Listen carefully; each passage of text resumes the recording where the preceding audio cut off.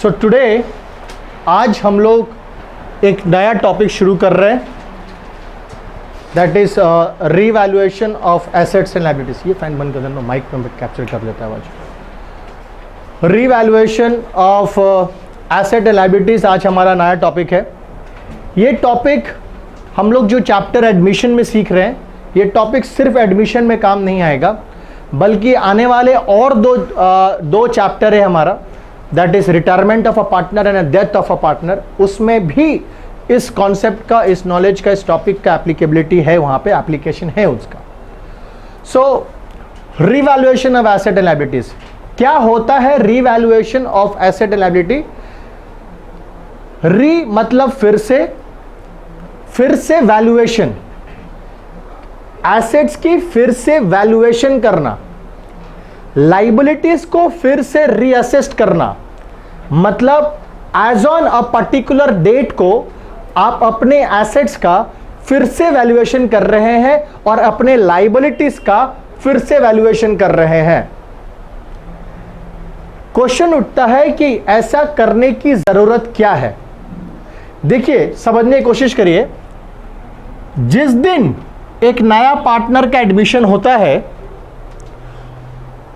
उसके आने के ठीक जो लास्ट बैलेंस शीट हमारा बना हुआ है, उसके आने के last balance sheet, say for example ये बैलेंस शीट है एज ऑन 31 मार्च 2021।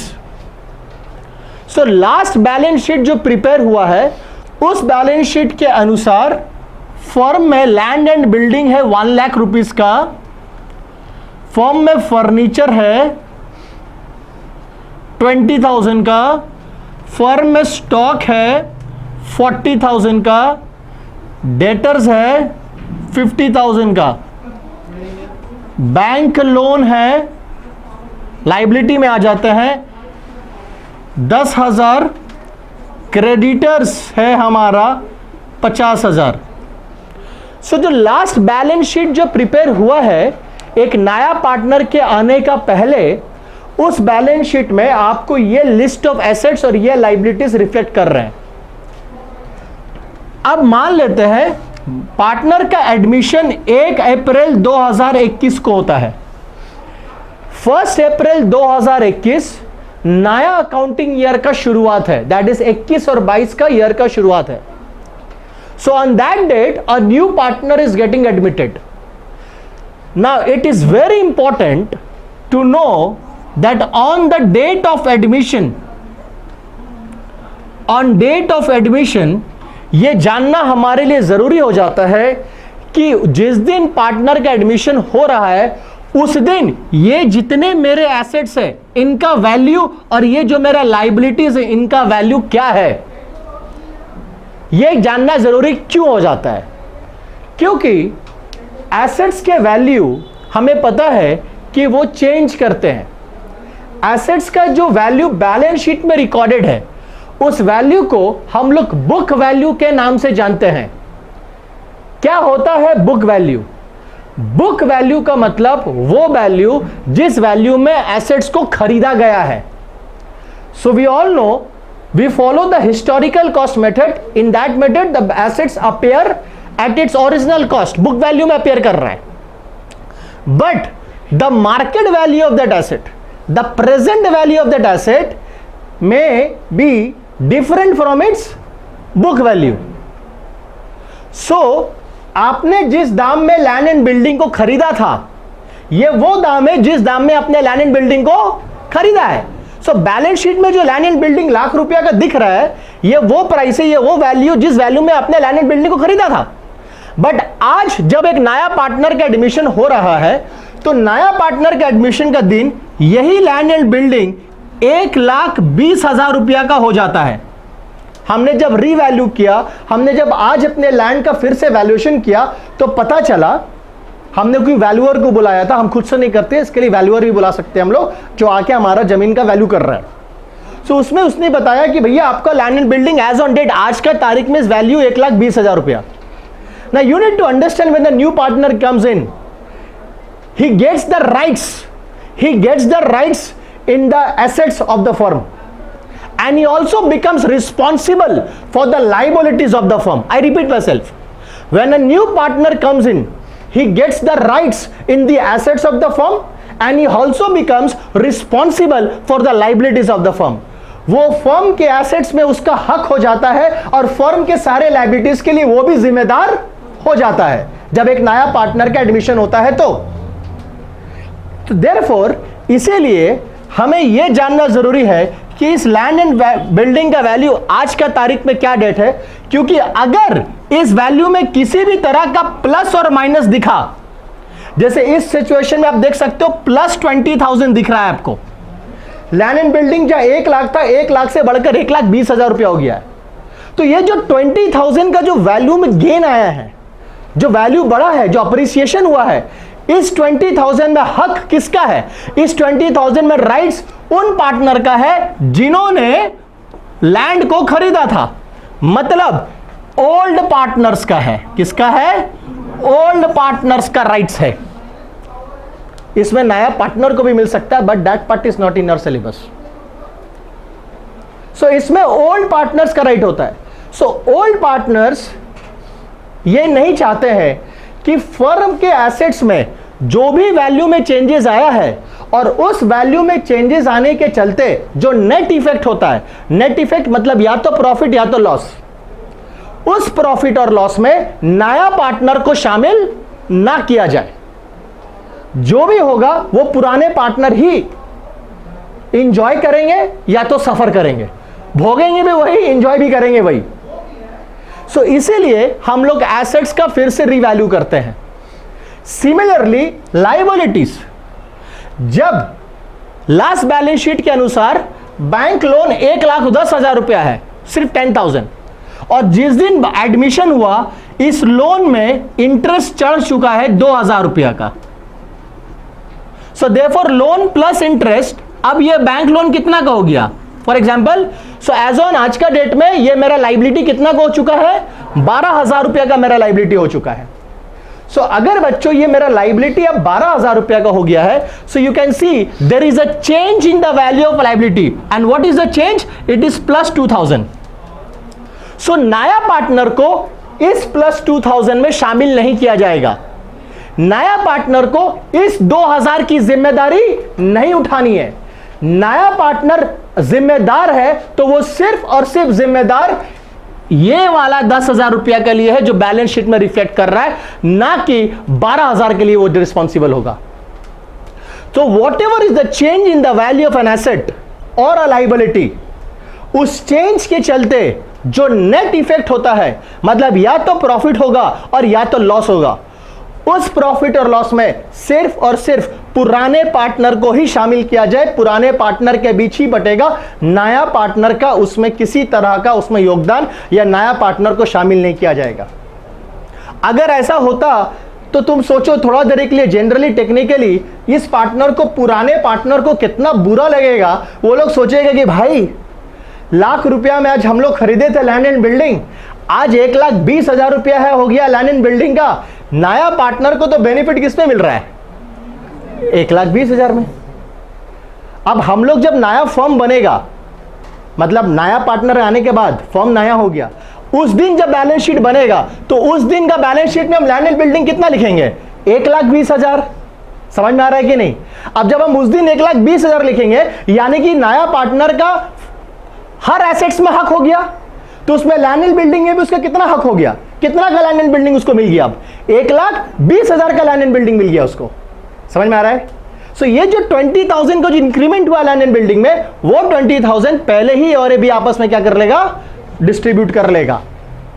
यही कारण है कि हम लोग फिर से एसेट्स का रिवैल्यूएशन और लायबिलिटीज की रीअसेसमेंट हम लोग फिर से करते हैं, ताकि किसी भी तरह का एसेट और लायबिलिटी की वैल्यू में जो चेंजेस आया है और उस चेंज के कारण अगर किसी तरह का फायदा और नुकसान होता है तो वो पुराने पार्टनर के बीच में रखा जाए, नया पार्टनर को इसमें नहीं शामिल किया जाए। क्लियर है?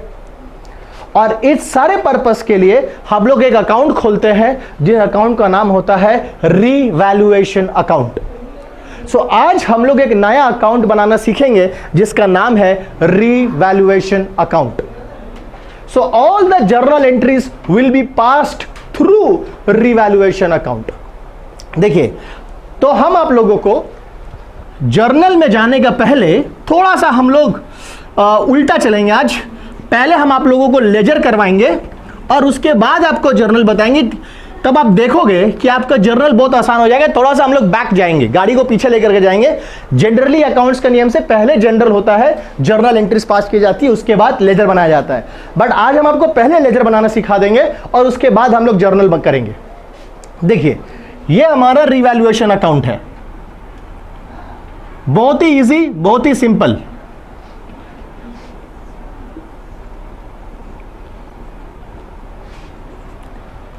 रिवैल्यूएशन अकाउंट में क्या डेबिट होगा और क्या क्रेडिट होगा, इसको हम लोग 10 सेकेंड के अंदर में हम लोग इसको सॉल्व कर देंगे। छोटा सा ट्रिक है, ज्यादा बड़ा नहीं देंगे।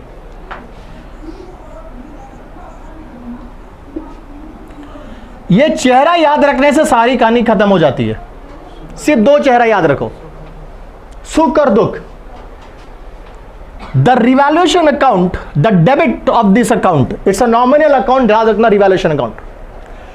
सो और द दुख, ऑल द दुख are debited in the revaluation account and all the सुख, so it's a side of happiness and it is a side of sorrow. ये सॉरो और हैप्पीनेस याद रखना, डेबिट, दुख, क्रेडिट, सुख in context of revaluation account, revaluation account में। अब क्या होने से दुख होगा, क्या होने से क्रेडिट सुख होगा। हम लोग रिवैल्यूएशन अकाउंट क्यों बना रहे हैं, हम लोग यहां पे एसेट और लायबिलिटीज की रिवैल्यूएशन कर रहे हैं। सो एसेट और लायबिलिटी का जो भी वैल्यू में चेंजेस आएगा, the change are recorded. Please keep this in mind. If the land and building was 1 lakh and I said the present value is 1,20,000, the change is how much? You will not record 1 lakh, you will not record 1,20,000 in the revaluation account. You will record how much? Yes, revaluation account में क्या record किया जाता है? The change in the value. Please mark my word, what I am saying, you have to listen it very carefully because इसके अंदर में छुपा हुआ मतलब है। I am saying change in the value of an asset, increase in the value and decrease in the value. I am never saying that increase in the asset and decrease in the asset. No, assets में increase और asset का decrease is not revaluation. Asset का value में increase और asset का value में decrease is a revaluation. Now you will tell me what kind of confusing statement is this, भैया? You are confusing us. What is the difference between increase in the asset and increase in the value of asset? ये 2 statement में difference क्या है, हम difference बताते हैं। मेरे हाथ में एक मोबाइल है, this is an asset, correct? What do I mean when I say increase in the asset? What do I mean when I say increase in the asset? Increase in the asset means this, 1 plus 1, that's 2. Right? That is increase in the asset. What is decrease in the asset? 2 minus 1, it's 1. That is decrease in the asset.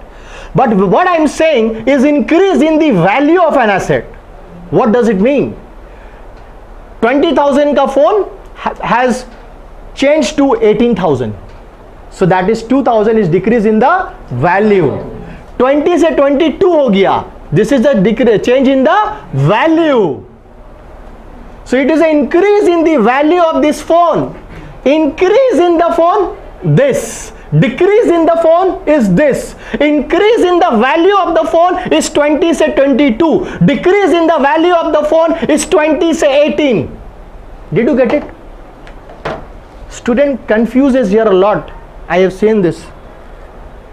Assets खरीदना is not a revaluation. Asset को बेचना, it is not a revaluation. Yes, 10,000 के asset को आपने 12,000 में बेच दिया, 2,000 revaluation है। आपने 10,000 का एसेट को 8,000 में बेच दिया, वो 2,000 रिवैल्यूएशन है। करेक्ट? समझ में आ रहा है? So did you get it, the difference between the increase in the asset and increase in the value of the asset, decrease in the asset and decrease in the value of asset. We are here to record the change in the value. समझ में आया? सो अब एक बात बताओ, हम लोग यहां पे एसेट और लायबिलिटीज की वैल्यू को चेंज जो हो रहा है, जो वैल्यू में जो चेंजेस आ रहा है, उस चेंज को हम लोग यहां पे रिकॉर्ड कर रहे हैं. So in context to asset and liabilities, in context to asset and liability, in context to the change in the value of at asset and liability, दुख कब होगा? कब दुख होगा? जब एसेट का वैल्यू डिक्रीज होगा. यस, जब एसेट का वैल्यू डिक्रीज होगा और लायबिलिटीज का वैल्यू इंक्रीज होगा, तो हमें क्या होगा? दुख. सुख कब होगा? जब एसेट्स की वैल्यू इंक्रीज होगा और लायबिलिटीज की वैल्यू डिक्रीज होगा, तो हमें क्या होगा? सुख. तो क्या आपको अब समझ में आ गया कि रिवैल्यूएशन अकाउंट का डेबिट में क्या रिकॉर्ड होने वाला और क्रेडिट में क्या रिकॉर्ड होने वाला है? सिर्फ दुख और सुख याद रखो. अगर आप ये दुख और सुख याद रखोगे तो रिवैल्यूएशन अकाउंट में आपको कभी दुख नहीं होगा, आपको हमेशा सुख ही सुख मिलेगा, एकदम मार्क्स फुल मिलेगा, और जर्नल एंट्री जो भी हम लोग करेंगे वो और इजी होने वाला है. सो एसेट जब बढ़ता है, क्या बोले हमने? जब एसेट का वैल्यू, तो हम लोग डेबिट किसको करते हैं? एसेट का वैल्यू जब बढ़ता है तो हम लोग डेबिट किसको कर रहे हैं? एसेट का अकाउंट बढ़ने से क्या होता है? डेबिट. सो एसेट की वैल्यू अगर बढ़ेगी तो उस एसेट का अकाउंट को क्या करेंगे? डेबिट. और क्रेडिट किसको करेंगे? रिवैल्यूएशन. सो देखो, एसेट का वैल्यू बढ़ने से वो रिवैल्यूएशन अकाउंट में क्या हो रहा है? क्रेडिट. लायबिलिटी का वैल्यू घटने से वो रिवैल्यूएशन अकाउंट में क्या हो रहा है? क्रेडिट. एसेट्स की वैल्यू घटने से वो रिवैल्यूएशन में क्या हो रहा है? डेबिट. और लायबिलिटीज की वैल्यू बढ़ने से वो रिवैल्यूएशन अकाउंट में क्या हो रहा है? डेबिट. समझ में आया कि नहीं आया? समझ में आया कि नहीं आया? अब इसी चीज को फॉलो करते हुए हम लोग अब जर्नल एंट्रीज में आ रहे हैं. हम लोग जर्नल एंट्री बनाएंगे और बाद में हम ये रिवैल्यूएशन अकाउंट को फिर से बना करके आपको अच्छी सी फॉर्मेट बना करके आपको हम देंगे. अभी हम लोगों को जर्नल शुरू करना है. तो चलिए, सबसे पहला जो आपके पास सिचुएशन होगा, पहला case, increase in the value of assets. Correct. बेटा, जब एसेट्स का वैल्यू बढ़ता है तो क्या होता है? एसेट्स के वैल्यू बढ़ने से क्या होता है? Asset increases, debit. सो हम लोग एसेट्स के अकाउंट को, जो भी एसेट बढ़ा है उसका नाम लिखना पड़ता है. ठीक है. अगर लैंड एंड बिल्डिंग है तो land and building account debit करेंगे, प्लांट एंड मशीनरी है तो plant and machinery account debit करेंगे. सो एसेट अकाउंट को डेबिट करेंगे. देखो, टेक्निकली हम लोग जानते हैं जब भी बिजनेस में कोई एसेट आता है तो उसके चलते या तो कोई एसेट जाएगा और या तो लायबिलिटी बढ़ेगा, और कुछ नहीं हो सकता. हाँ या ना? यहां याद रखिए, आप एसेट खरीद नहीं रहे हैं, आपके पास जो एसेट है उसका वैल्यू क्या हो गया है? बढ़ गया है. सो वैल्यू बढ़ा है, उसके विपरीत आपका कुछ घट नहीं रहा है. समझ में आ रहा है? आपका कोई एसेट जा नहीं रहा है या आपको कोई लायबिलिटी बढ़ नहीं रहा है, क्योंकि आपका एसेट का वैल्यू में चेंजेस आया है. क्लियर है कि नहीं है? किस में चेंजेस आया है? राइट. सो हमने क्या बोला? एसेट का जब वैल्यू बढ़ता है तो रिवैल्यूएशन अकाउंट में दुख की सुख? सुख मतलब रिवैल्यूएशन अकाउंट को क्या करेंगे? Credit. Very good. So asset account debit to क्या करेंगे हम लोग यहां पे? Revaluation account. आप लोगों को पीछे से नजर आ रहा है क्या लिखा हमने यहां पे? एसेट नहीं लिखा, ये तो रिवैल्यूएशन लिखा है.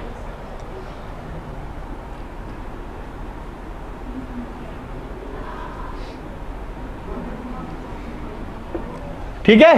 Asset account debit to revaluation account हो गया. ये किसके लिए था? For increase in the value of the asset. Second क्या हो सकता है? Decrease. Decrease in the value of assets. Correct. बेटा, अगर एसेट का वैल्यू घटता है तो हम लोग क्या करते हैं? एसेट का अकाउंट को क्रेडिट. देखो, जर्नल एंट्री कितना आसान हो जाएगा यहां पे. जर्नल से डरना नहीं है हमें. राइट. जर्नल से डरना नहीं है हम लोगों को. तुम देखो कि हम लोगों को जो जर्नल एंट्री है कितना सिंपल होने वाला है. सो एसेट के जब वैल्यू डिक्रीज होता है तो एसेट अकाउंट हम लोग क्रेडिट करते हैं, और डेबिट क्या करेंगे हम लोग? रिवैल्यूएशन, क्योंकि ये रिवैल्यूएशन अकाउंट में डेबिट हो जाता है. So revaluation account debit to asset account. Next, third में आ जाते हैं. Increase in the value of assets, assets sorry liabilities, assets हो गया liabilities.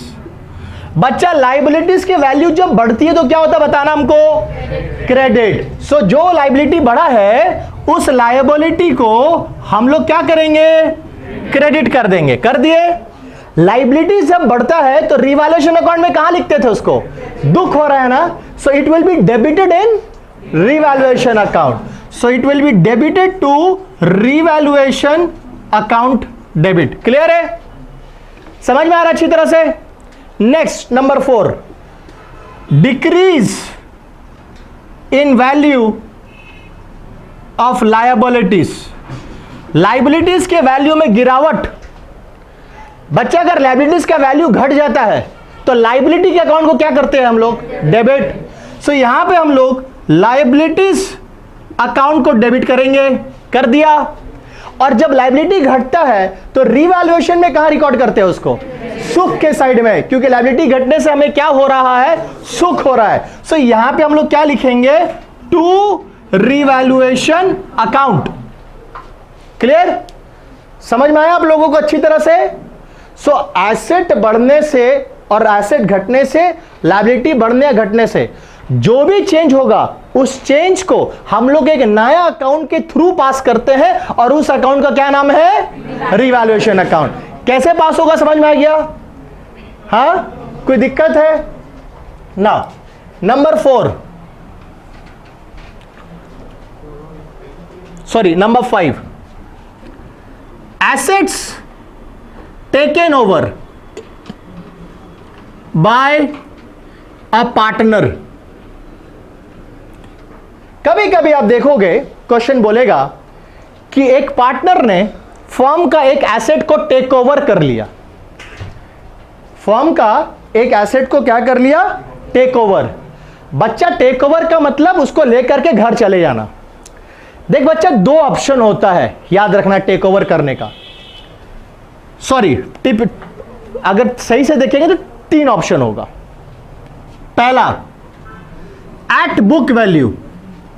What is at book value, जितना बैलेंस शीट में है उसी वैल्यू में पार्टनर ने लेके चला गया। नंबर 2, मोर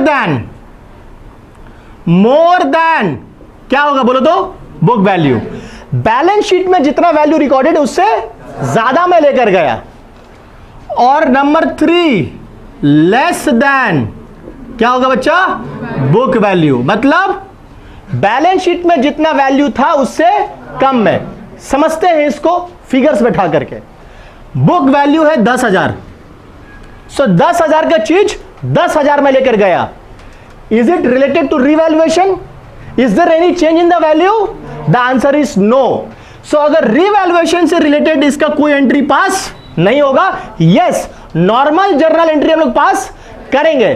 पार्टनर का कैपिटल अकाउंट डेबिट होगा क्योंकि पार्टनर एसेट लेकर के जा रहा है, उसका अकाउंट से डिडक्ट होगा, छोड़ेगा नहीं उसको, फ्री का नहीं है, चैरिटी नहीं है बेटा, उसको तुमने एसेट लेकर जा सकता है। यहां से तुम अगर लेकर के जाएंगे तो तुम्हारा अकाउंट से क्या करेंगे, काट लेंगे, और एसेट जो चला गया उस एसेट को क्रेडिट कर देंगे। Asset decreases credit, correct. But if a partner takes the asset more than the book value, please यहां पे ध्यान से देखो, what do you mean by the more than the book value, 10 + 2, मतलब 10,000 का चीज को उसने कितना में लेकर गया, yes, now there will be a revaluation because now there is a change. Same entry asset account debit to revaluation account, कितना 2,000। क्लियर है। अगर आप पूरा का पूरा एंट्री को रिकॉर्ड करना चाहते हैं, जो एसेट टेक ओवर हुआ उसका भी एंट्री रिकॉर्ड करना चाहते हैं, तो कैसे होगा ध्यान से समझो। पार्टनर ने 12,000 रुपया का एसेट लेके चला गया, 10 का चीज कितना में लेकर गया, सो क्या ये 12,000 को छोड़ देंगे, क्या करेंगे, उसका अकाउंट से डिडक्ट करेंगे। सो जब उसका अकाउंट से डिडक्ट करेंगे तो उस पार्टनर का, कंसर्न पार्टनर का बच्चों कैपिटल अकाउंट को हम लोग क्या करेंगे, डेबिट कर देंगे।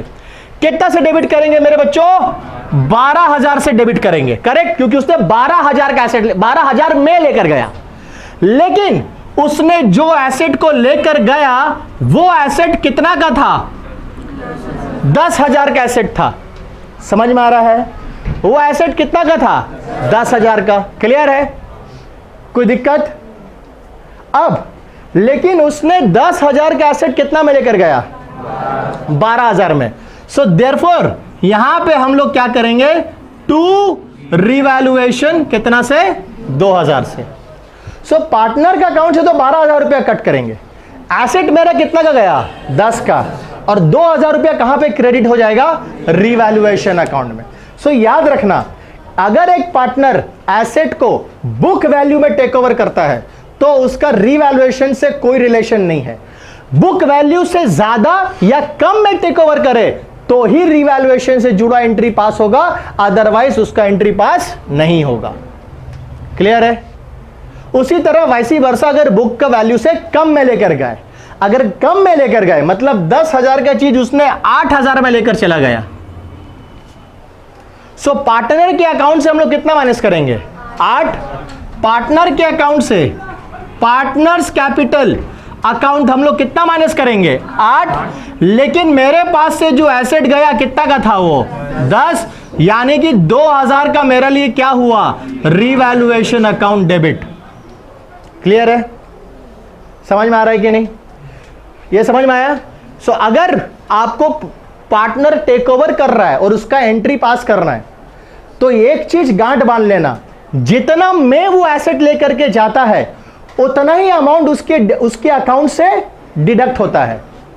मेरा एसेट जितना का था बुक वैल्यू, एसेट का अकाउंट उतना से ही बंद होता है। डिफरेंस जो होगा वो कहां पे रिकॉर्ड होगा? रिवैल्यू। Very 3 simple step. अगर ये मेरा पेन बैलेंस शीट में 5 रुपया में रिकॉर्डेड है तो इसका बुक भी जब क्लोज करेंगे, इसका अकाउंट भी क्लोज करेंगे तो कितना से क्लोज करेंगे? 5 रुपया से ही क्लोज करेंगे। समझ में आया कि नहीं आया? कितना से क्लोज करेंगे? 5 रुपया से क्लोज करेंगे। बात समझ में आया? अगर इस 5 का चीज को मैं एज अ पार्टनर 7 रुपया में लेके गया तो मेरा अकाउंट कितना से डिडक्ट होगा? 7 रुपया से डिडक्ट होगा। लेकिन इसका अकाउंट हम 7 रुपया से बंद नहीं कर सकते, ये तो मेरा कितना का था? करेक्ट? समझ में आ रहा है कि नहीं आ रहा है? क्लियर है? समझ में आ रहा है? तो मैं बाकी का डिफरेंस कहां पे डाल रहा हूं? रिवैल्यूएशन में डाल रहा हूं। क्लियर? समझ में आया? हाँ? सो ये हो गया अगर एसेट टेक ओवर करता है। इसी तरह से पार्टनर क्या लेकर के जा सकता है? लायबिलिटीज भी लेकर जा सकता है। अगेन लायबिलिटीज को पेमेंट करना, पार्टनर कभी कभी बोल सकता है कि मैं फर्म की बिहाफ में फलाना लायबिलिटी पे कर दे रहा हूं, I am paying the liability of the firm on behalf of the firm. So अगर पार्टनर फर्म की बिहाफ में एक लायबिलिटी पे कर देता है तो यह मत समझना कि उसने कुछ चैरिटी कर दिया है, क्योंकि वो पैसा वो दोबारा फर्म से क्या करेगा? क्लेम करेगा, वो मांगेगा दोबारा फर्म से। सो सिचुएशन में उसका कैपिटल अकाउंट को क्रेडिट कर देते थे और लायबिलिटी अकाउंट को डेबिट कर देते हैं।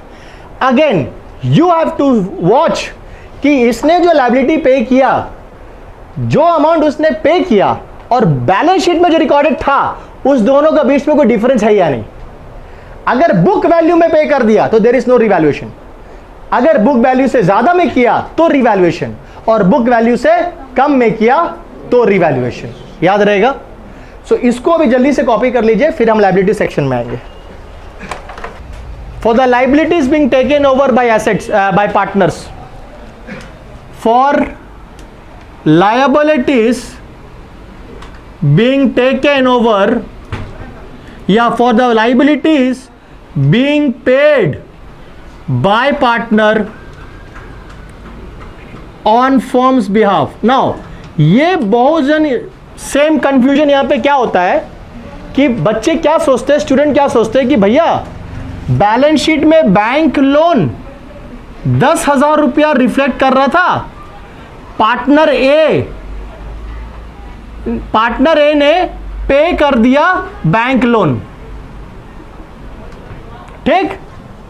पार्टनर ए ने पे कर दिया बैंक लोन, तो भैया ये तो रिवैल्यूएशन है, क्योंकि 10,000 रुपये का मेरा बैंक लोन था, अब तो वो मेरा लोन नहीं है। So there is a decrease in the value. So I say that is not beta decrease in the value, that is decrease in the liability. The whole bank loan as a liability has been finished. Please understand, अगर एक partner या firm खुद ये loan पे कर दिया, जिस दिन नया पार्टनर का एडमिशन हुआ उसमें से कोई पुराना पार्टनर ने या तो एक पार्टनर ने लोन पे कर दिया और या तो फर्म ने खुद लोन पे कर दिया, तो आप ये देख करके कंफ्यूज मत हो जाना कि अच्छा लोन था अब तो लोन नहीं रहा, सो लोन लाइबिलिटी घट गया डेबिट और रिवैल्यूएशन अकाउंट में कर देते हैं क्रेडिट। फिर से रिपीट करते हैं बच्चों, this is decrease in the liability, not decrease in the value of the liability. So you have to understand one thing, ये बहुत छोटा सा मिस्टेक है, एक छोटा मिस्टेक पूरा रिवैल्यूएशन अकाउंट को लेकर डूबेगा, पार्टनर कैपिटल अकाउंट गलत हो जाएगा, बैलेंस शीट गलत हो जाएगा। सो ये हड़बड़ में नहीं कर रहे, सोचना है इसको बढ़िया से। सो अगर एक 10,000 रुपया का लोन, बैंक लोन पार्टनर ए ने पे कर दिया, पार्टनर ए पेड बैंक लोन, आपको देखना है जब उसने लोन पे किया तो उसने कितना पे किया। अगर 10,000 का चीज 10,000 ही दिया तो देयर इज नो रिवैल्यूएशन। अगर 10,000 का चीज उसने 12,000 रुपया पे कर दिया, देन 2,000 का लाइबिलिटी 2,000 से क्या हो गया था, बढ़ गया था। अगर 10,000 की चीज उसने 7,000 रुपया में पे कर दिया तो बच्चा 3,000 रुपये का क्या हुआ, रिवैल्यूएशन। क्लियर है कि नहीं, क्लियर है कि नहीं। सो ये जो 2,000 रुपये आप चेंज देख रहे हो, ज्यादा पे कर दिया तो दुख हुआ और अगर कम पे कर दिया तो सुख हुआ। इसीलिए ये चीज देख लेना हमेशा जब एक पार्टनर एसेट टेक ओवर करता है। ये कभी कभी फर्म एसेट को बेच देगा। जिस दिन एक नया पार्टनर का एडमिशन हुआ उस दिन फर्म क्या करेगा, एसेट को बेच देगा। बच्चा फिर से बोलते हैं एसेट बेचना इज नॉट अ रिवैल्यूएशन। आपको यह देखना पड़ेगा कि फर्म ने उस एसेट को बेचा तो कितना ने बेचा, बुक वैल्यू से कंपेयर करना पड़ेगा। अगर फर्म ने लाइबिलिटी पे कर दिया है तो कितना पे किया, बुक वैल्यू से कंपेयर करना पड़ेगा। और अगर बुक वैल्यू से अमाउंट डिफरेंट है तो वो डिफरेंस जो है वो आपका क्या है बच्चा, रिवैल्यूएशन। क्लियर है। सो अगर यहां पे मान लेते हैं, हम छोटा एग्जांपल लेते हैं कि पार्टनर ने लाइबिलिटी 10,000 रुपया का लोन था, उसने पार्टनर ने 12,000 रुपया पे किया। सो देखिए जब 12,000 रुपया पे करेगा तो आपका जो बैंक लोन है आप उसको कितना से बंद कर दो, 10,000 से। लाइबिलिटी कितने से घटा, 10। लेकिन आपने 2,000 रुपया जो दिया एक्स्ट्रा, वो 2,000 रुपया कहां पे चला जाएगा, रिवैल्यूएशन, दुख हो गया।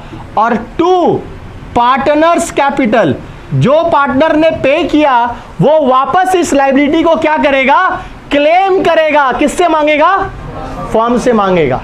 सो उसका अकाउंट क्या हो जाएगा, क्रेडिट। सो ना 10 मेरा रिवैल्यूएशन, ना 12 मेरा रिवैल्यूएशन, मेरा रिवैल्यूएशन 2। क्लियर है, अच्छा से समझ में आ रहा है। So this is the scenario if an asset is taken over by partner or his asset is being sold by the firm, liability being paid by a partner or liability being paid by the firm. Check at what value the asset has been sold and at what value the liability is being paid. Compare with the book value. If there is any difference, that is a revaluation. If there is no difference, nothing to be recorded in the revaluation account. Clear?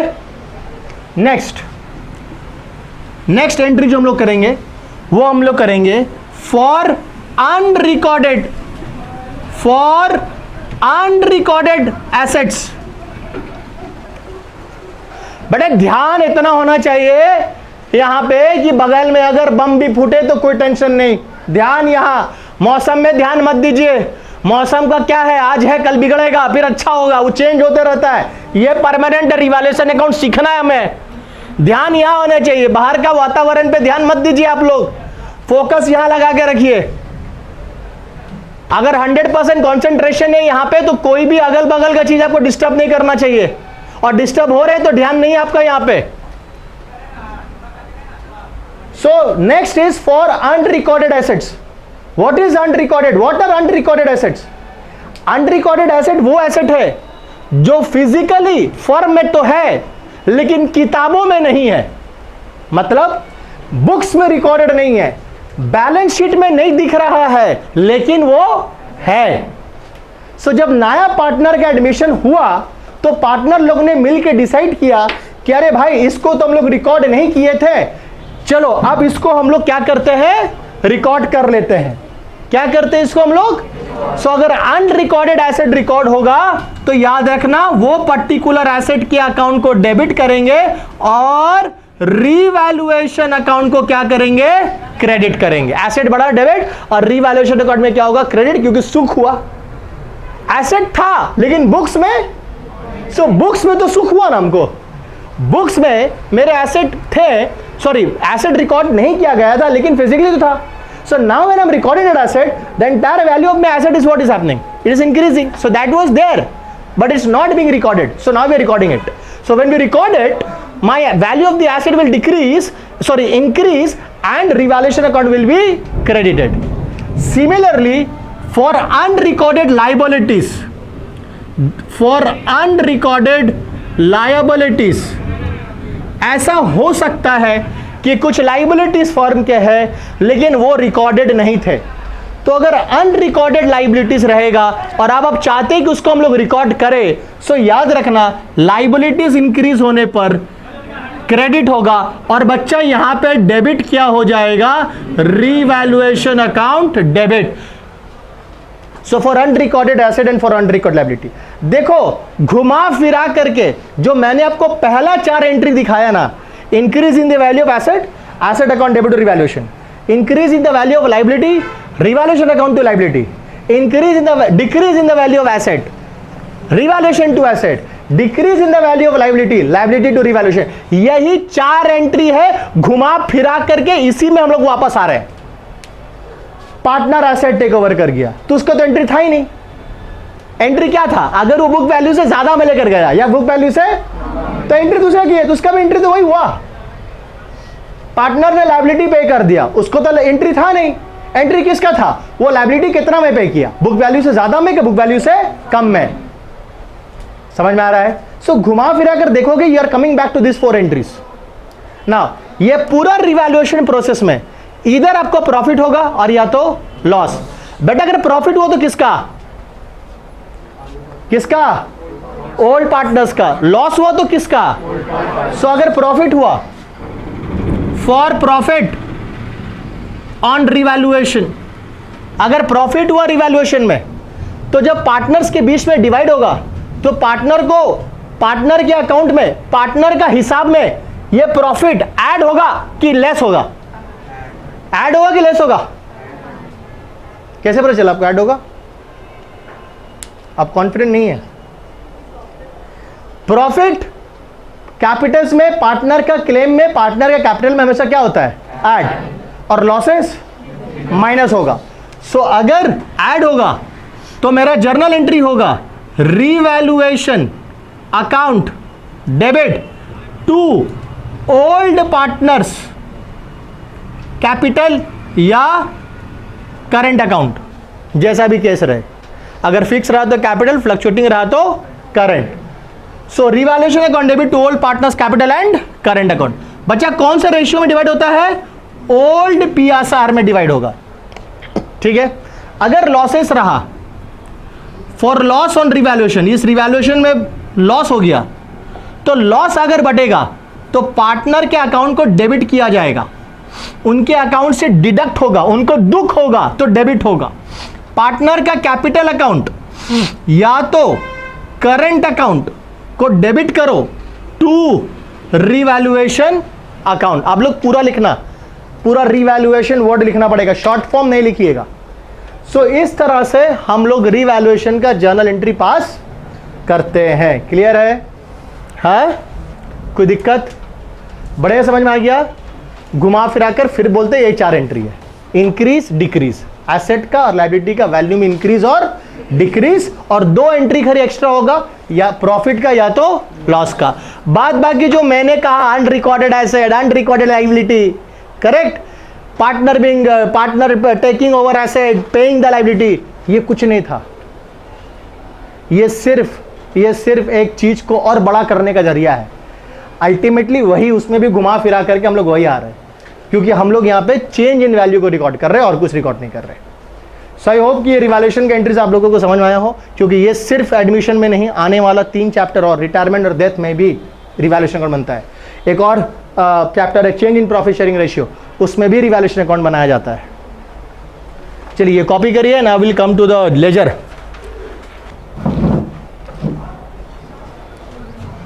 So revaluation account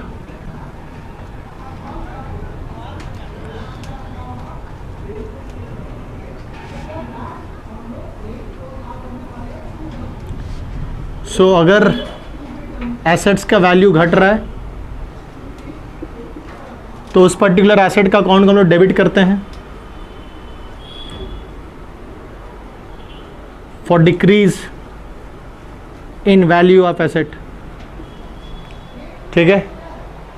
और अगर asset का value बढ़ रहा है तो उस particular asset का account को रिवैल्यूएशन अकाउंट में क्रेडिट करेंगे। For increase in value of assets, हो गया। अगर लाइबिलिटीज में आ जाए, लाइबिलिटीज का वैल्यू अगर बढ़ रहा है तो रिवैल्यूएशन अकाउंट में डेबिट करेंगे टू लाइबिलिटीज अकाउंट ब्रैकेट में फॉर इंक्रीज इन वैल्यू। यह जब लिख के रख देते ताकि आपको समझने में सुविधा होगा।